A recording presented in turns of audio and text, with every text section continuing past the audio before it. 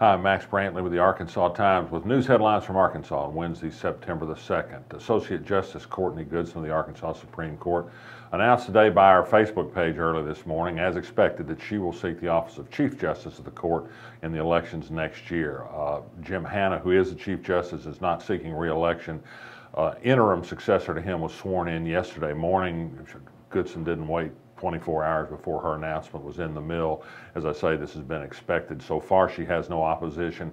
There are people looking at making the race. Her connections to a prominent child lawyer and Washington lobbyist, his influence on the election of other Supreme Court members, her questionable trip of $50,000 paid by a lawyer who does work for Tyson Foods, and a variety of other connections give a lot of rich material for a potential opponent, but so far she doesn't have one, and she's in the race first. There's one other race on the ballot this year on the Supreme Court.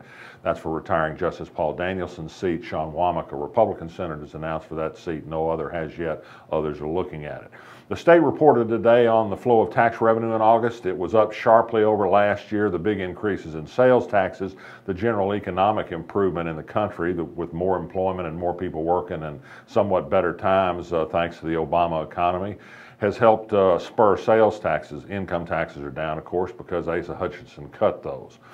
A group gathered at the Capitol today to urge the governor to do something about the 50,000 people that lost their health insurance coverage last month because of the state's illegal enforcement of a short 10-day rule to verify your income and a poorly handled mailing that most people didn't know what it was about.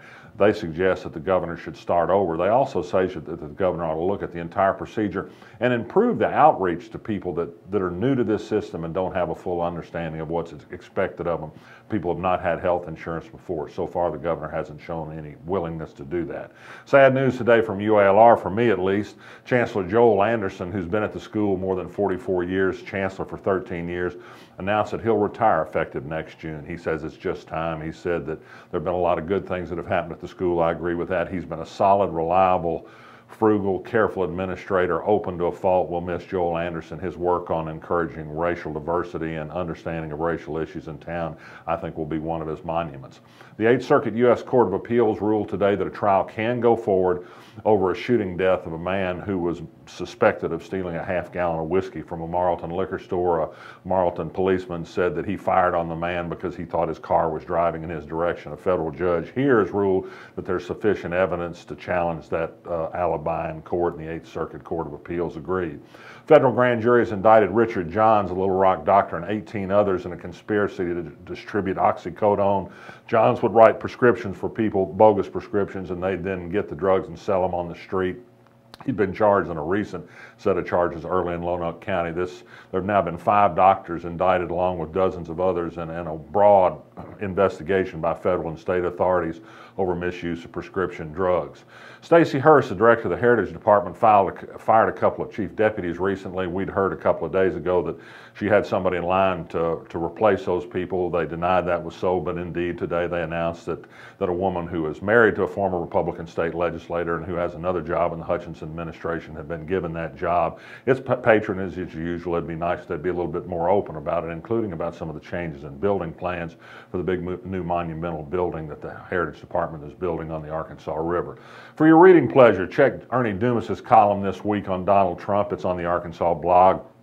He says that issues really aren't important, and Trump indeed may have staying power simply because people like a show. Remember showman Ronald Reagan? He did pretty well, although he didn't necessarily always deliver on those promises. Trump won't be any different, but people do like the show. Ernie says the next debate might decide whether Donald Trump will be around in the March primaries or not. And finally, going to the Razorback game this weekend, there's a story on our blog about new concessions at the Razorback games, including a bodacious thing called the Mac Attack. It's a giant hamburger that has the addition of a big pile of macaroni and cheese. That'll keep you fit for football, at least for a lineman worthy of playing for Brett Bielema, I suppose. I'm Max Brantley. I'll be back tomorrow.